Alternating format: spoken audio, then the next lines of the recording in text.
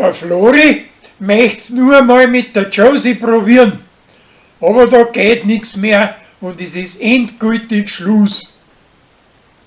Sarah busselt wieder mit der preisischen Wirtstirn und möchte aber wiederum keine warme Schwester nicht sein.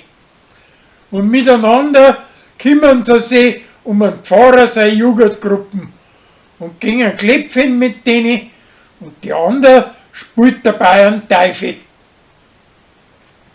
Ein Rolli, sei preisische Gspusi, macht für den Michi sein Purzeltag Schlutzkrapferl auf fremdländische Art. Und die Leute schmecken's recht gut. Danach braucht's für den Rolli ein Gläsenbrot. Aber beim Anschneiden bräselt's recht und das heißt nix Gutes nicht.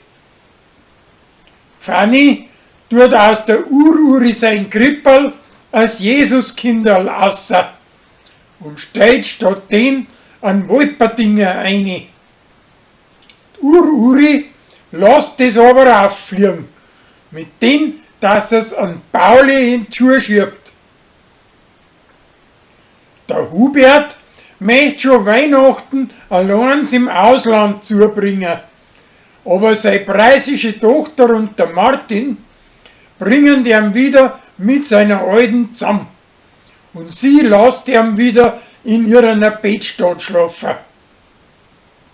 Samt dem, dass er ein falscher Hund ist. Der Fanny, sein preisischer Stiefsohn, wünscht sie einen Damenring. Sie tut so, wie wenn sie am nächsten gleich erschenken möchte und versucht aber heimlich, wie es sein Fingerkreis außerfindet. Wie es aber schließlich hat, interessiert ihm sowas nimmer. Als Zwiebel wird von der Annalena zum Tanzen eingeladen.